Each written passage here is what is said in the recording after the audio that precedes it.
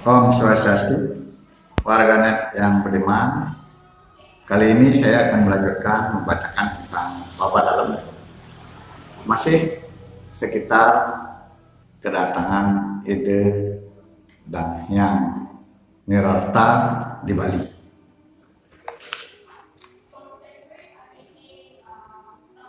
Sedangkan Danghyang Nirarta juga banyak membuat karangan, antara lain berjudul Gugutuk Menur, Sare Kusuma Ampik, Hewer, Legelarang, Legarang, Mahisa Langit, Dharma Pitutur, Mahisa Megatkum. Karangan lainnya yang utama adalah Dharma Putus, Usana Bali, Anyang Nirarta, Wasista Seraya. Kedua pujangga keraton ini dibantu oleh I Dewa Takmung, putra I Dewa Anggungan, yang sangat besar jasanya dalam pengembangan kesusastraan pada zaman Ide Dalem Waturenggong di kemudian hari. Sebagai bukti bakti kepada sang guru, Kiai Penyarikan Dauh Bali Agung mempersembahkan seorang putrinya kepada Danghyang Nirarta untuk dijadikan istri. Persembahan ini diterima, namun kemudian diserahkan kepada putranya yang bernama Ideler, yang kemudian mempunyai putra bernama Ide Burwan dan Ide Peling. Kedua putra ini bagaikan matahari dan bulan karena ketinggian ilmunya. Danghyang Nirarta senang melaksanakan perjalanan suci di seluruh Bali dan membuat perahyangan di berbagai tempat yang beliau kunjungi. Diceritakan, Ide Danghyang Nirarta pergi ke Lombok atas perintah Ide Dalem Waturenggong untuk menolong rakyat mengatasi wabah penyakit menular yang banyak membunuh rakyat di Lombok. Kejadian ini terjadi pada pertengahan abad ke-16. Danghyang Nirarta berangkat dengan 40 orang pengikut, tiba di Lombok. Beliau diterima oleh pembesar penduduk asli di Karang Medain. Beliau diberi gelar Pangeran Sangupati karena telah memberikan pertolongan dan pengobatan. Di samping memberikan pengobatan, beliau juga memberikan pembelajaran kepercayaan waktu telu atau waktu tiga. Pokok pada ajaran agama Islam dan juga berdasarkan dengan adat lama setempat. Para pengikutnya disebut Sapuk Putih di Karang Medain dan Swete. Kemudian beliau menyeberang ke Sumbawa mengobati orang sakit, dan di sini beliau dikenal dengan Pangeran Sangupati, dan diceritakan beliau bersama cucunya yang bernama Ide Burwan dan kemudian dinikahkan dengan putri bangsawan Sumbawa bernama Deden Sari, dan kemudian mempunyai putra bernama Ide Raden. Ada juga cerita bahwa kedatangan Dang Hyang Nirata ke Lombok atas perintah Ide Dalam Watu Renggong karena penguasa atau Raja Lombok Sire Aji Kirahengan yang sangat sakti sering mengganggu prajurit Bali di perairan pesisir Pulau Bali. Beliau diutus untuk menyelesaikan masalah tersebut. Tiba di Lombok, beliau bertemu dengan Raja Lombok untuk mengadakan ikatan persahabatan dan menyelesaikan masalah yang terjadi.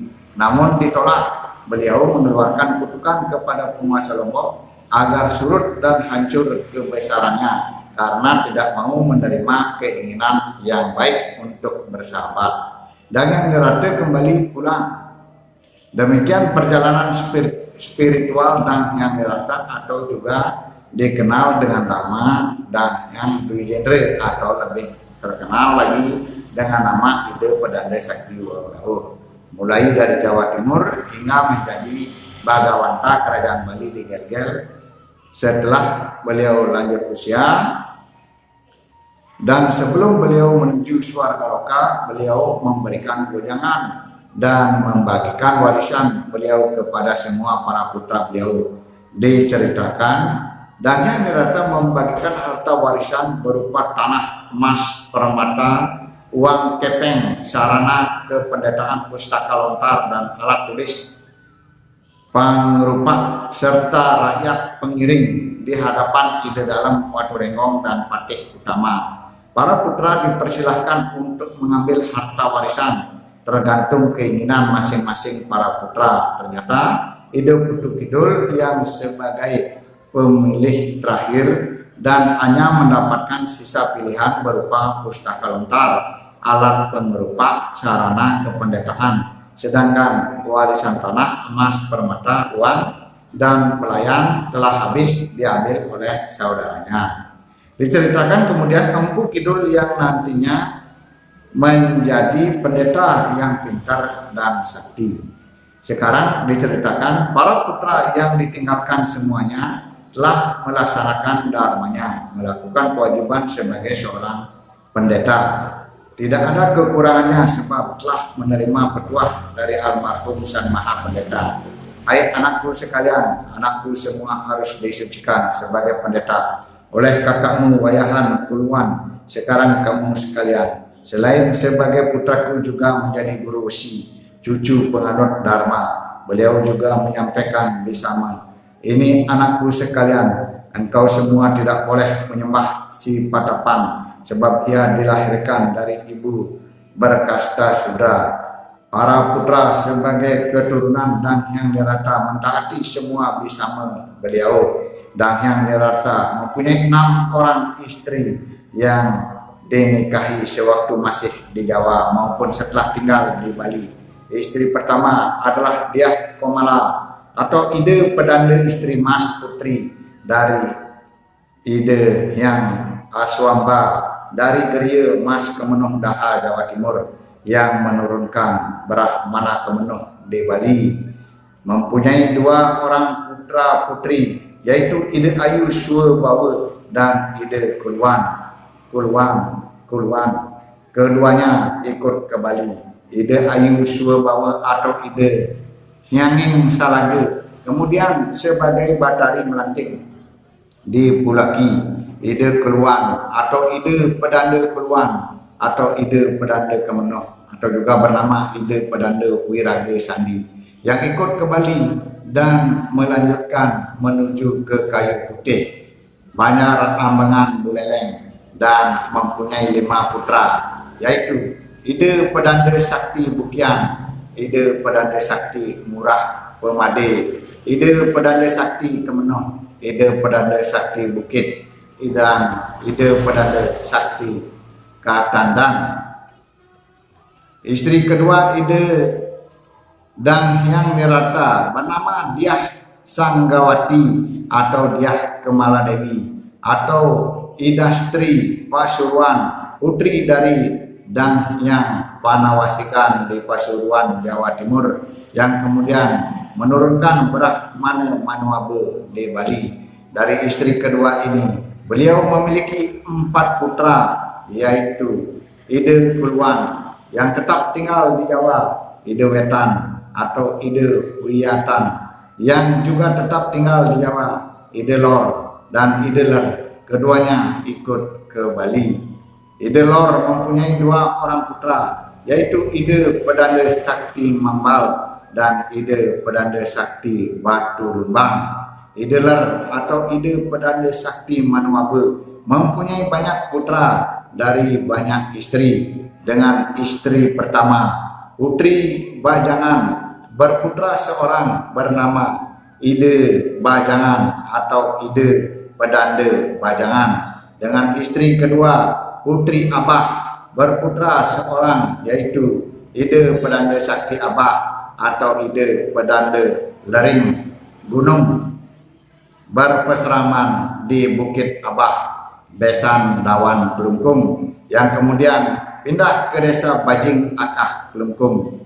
Dengan istri ketiga yang dari Kutuh, berputra seorang bernama Ide Pedanda Kutuh.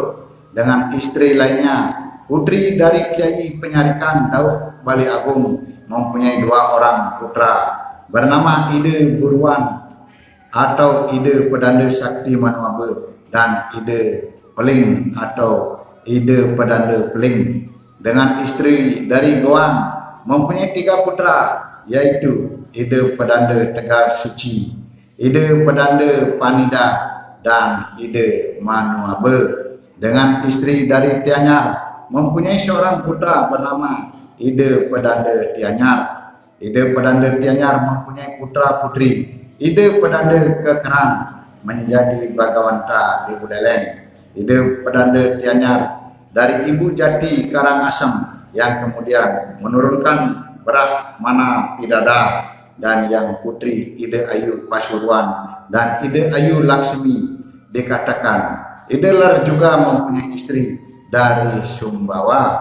Istri ketiga dan yang Nirata bernama Sri Patni Keniten Saraswati, adik Ide Dalam Juru Raja Kerajaan Belambangan, berputra 3 orang, yang kemudian menurunkan Brahmana Keniten. Ketiga putra putrinya ikut ke Bali. Pertama, Ide Rai Ratih atau Ide Pedanda Istri Rai menikah dengan Ide dan yang Astepake, seorang Brahmana penganut Buddha Mahayana di Budekling, yang menurunkan Brahmana Buddha di Bali. Putra kedua bernama Ide Putu Wetan atau Ide Telaga atau Ide Ender, setelah disucikan bernama Ide Pedanda Sakti Telaga atau Ide Pedanda Sakti Ender. Putra ketiga bernama Ide Nyoman Keniten di Gelgel.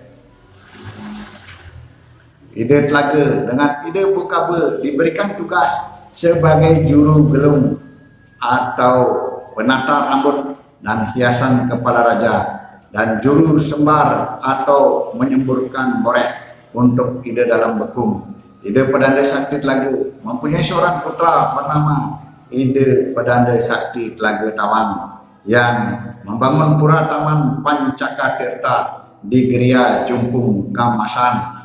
Ide Pedanda Sakti Telaga Tawang menikah dengan I Gusti Ayu Padmi, putri Arya Kenceng, berputra 2 orang, yaitu Ida Pedanda Sakti Guruning Jagat dan Ide Made Papak.